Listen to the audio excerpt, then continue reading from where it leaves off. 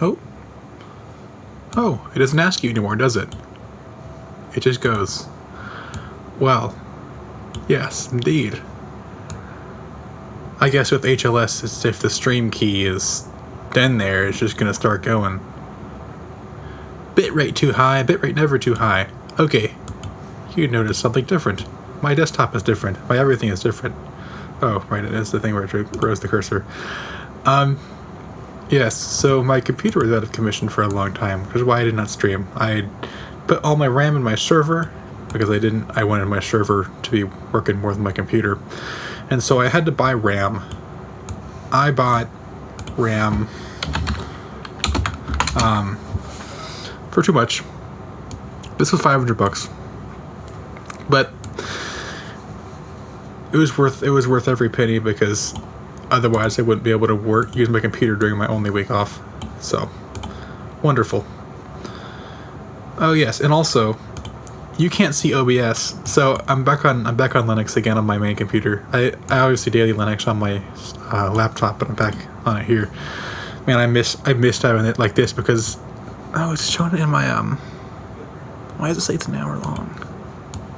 It's my stream. Anyways, you can't see OBS. I'm dragging around a nothing window because I have a window rule. So that's something you can do in KDE. I have a window rule that I made. So whenever an OBS window shows up, it'll make it not show up in the taskbar. So this Windows will never show up in the taskbar, and also it'll hide OBS from screencasts. Like KDE can block it from Pipewire screencasts, so I can turn it back on by clicking this. Whoop, it's gone. But let me turn it off for demonstration purposes. I also got a new monitor, which is why I'm streaming at 1440p now instead of 1080p. It's a new brand, just completely undercut the market. It's a crazy it's a S something.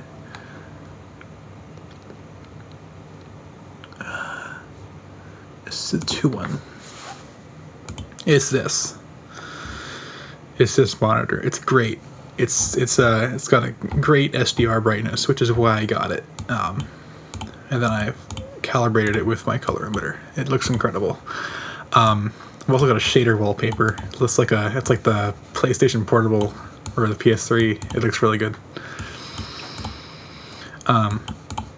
But I've also revamped my audio stack in OBS. So, I have it shown so you can see it.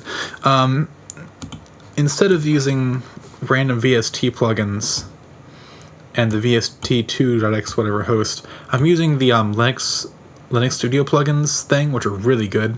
Plus a different plugin host called ATK Audio to load LV2 plugins. And it's great. So I've got like the full Linux Studio plugins suite on here. So my setup is quite different now. So it starts with something I did with my studio monitors. So my mic sounds kind of crappy. I did it manually before. I manually adjusted the tone and stuff. But what I did is I used Room EQ Wizard and the LSP profiler. If I get the profiler out here. You can use this and hook it up with obviously if you use the standalone ones, they're not going to hook anything up, so you have to hook the profiler up to whatever you're wanting. This is the profiler. So I had it I had the input of the profiler hooked up to my mic. So I had the left channel. It's dual mono. This is not a stereo microphone, even though it advertises 2 channels. So I just put the left channel of my mic into the profiler. So now it's going. And then I put the right channel of my mic, I put the output of this into my right speaker. So I think it'll go. I don't know if it'll be really loud or not, but I should be able to do it. If I test the latency, you'll hear a little blip that comes out of my speaker and then into my mic. Oh, it's really quiet. There we go. So that's total system latency from whatever. Oh, also it crashes sometimes if you're on if you're not running an X Wayland like this is. It's a bug with the current version of Linux Studio plugins. I'm waiting for Arch to update it. It's fixed in the next version. Anyways, yeah, so I use that to measure, get an impulse response, and then I cut the tail off because I'm not trying to do room correction. I'm just trying to do a tone correction. So I cut the tail off the impulse response in Room EQ Wizard. Actually, I think I may have it saved in here. Let me look. Did I save it?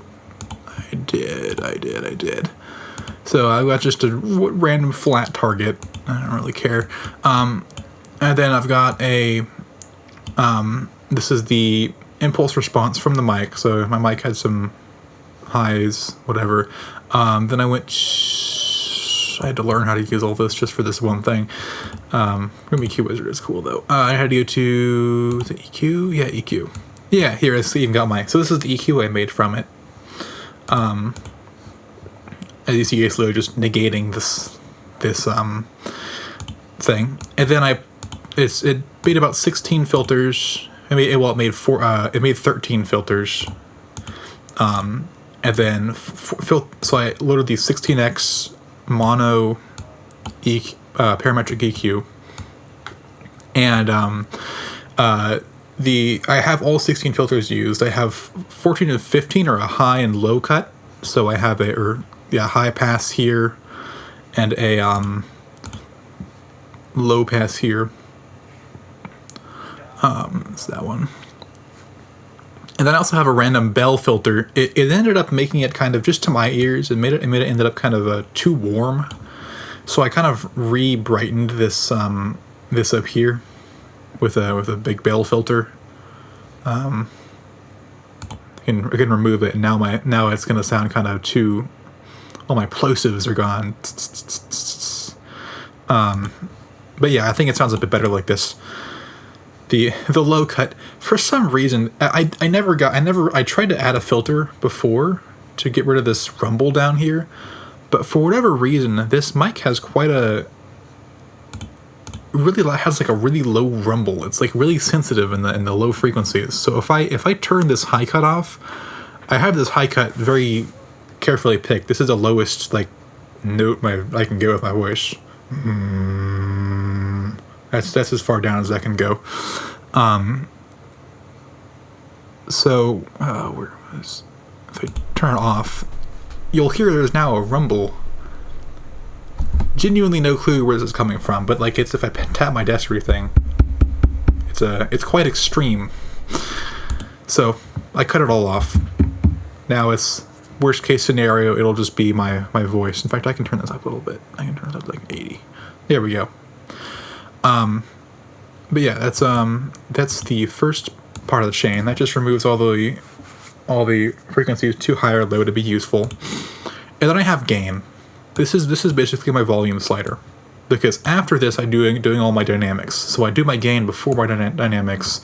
So if I want to turn my mic up, it's not going to start clipping because my dynamics haven't the level of my dynamics hasn't changed. It's just the gain before the dynamics processing. Same if I turn it down, I can still get really loud. It's not going to have a lower maximum volume.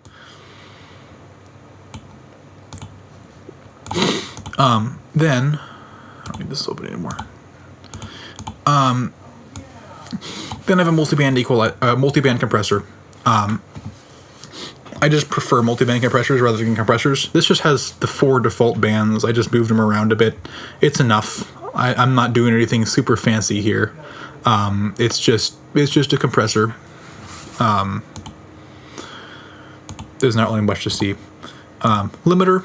This is just a limiter. It's got about a decibel or 2 of a knee and what's this called? It's like a small compressor, essentially. But that's what's actually preventing it from clipping. And then I have noise suppression, which I can turn on. I think it sounds kind of bad, especially if it's just me talking. Yes, it does get rid of the noise, but it also makes it sound kind of compressed. I'll probably use it if I'm like it's not just talking content, if there's something playing in the background, the noise can get kind of annoying.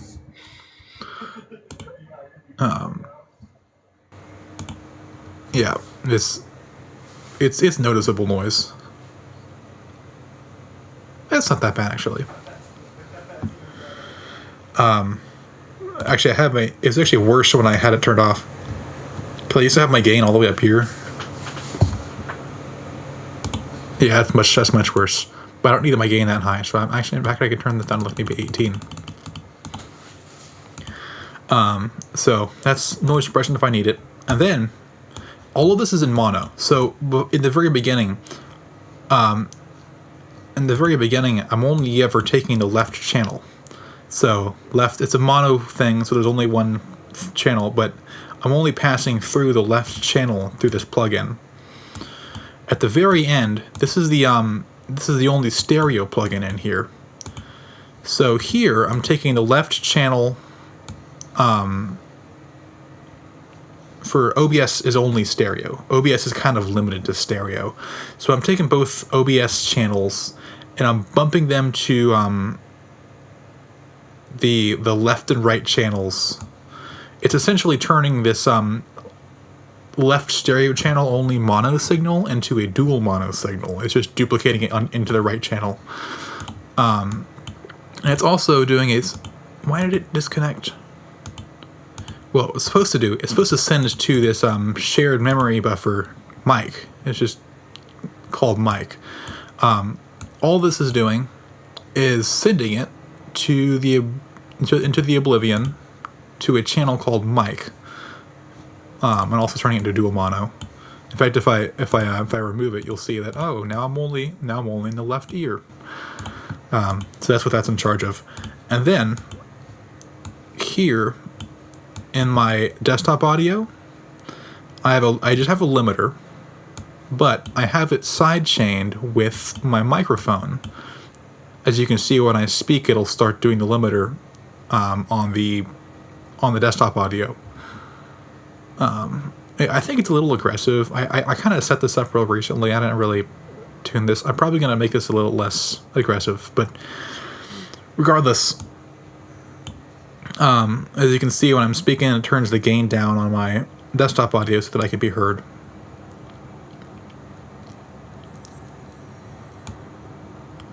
In fact, I can probably turn this. What if I bumped it up so that high? It's a bit much, but it is. I would rather it have a longer tail for the ALR, like that. Yeah, I think 200 milliseconds actually would be better here. But yeah, that's my audio ducking.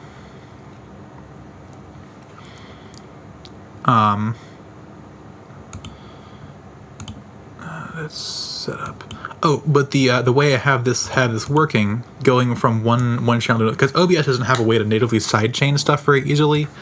So I'm just using this. It's connected to this mic channel, so stuff coming from the plugin on this one is going into this plugin. I can just kind of wire them together in the plugin, which is great.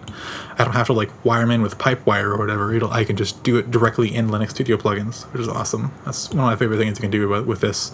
It works regardless of what program you're using. It's just literally shared memory.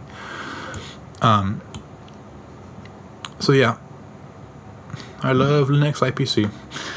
Well, that is how that works. I don't know why there's like a bazillion things. It's HTK audio is a little scuffed right now, but it works really well. That is my mic and everything set up.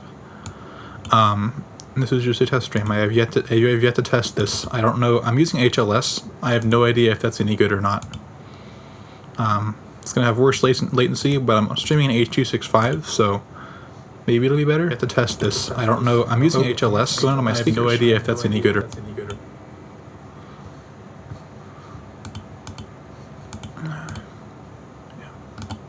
Wonderful. Yep, that is my setup. I think this only has like a sharpening filter. All I need to do now is set up FL Studio, which I think will run in Wine. I'm gonna have to get that working. But that should be it. Hooray! I'm gonna have to watch this back in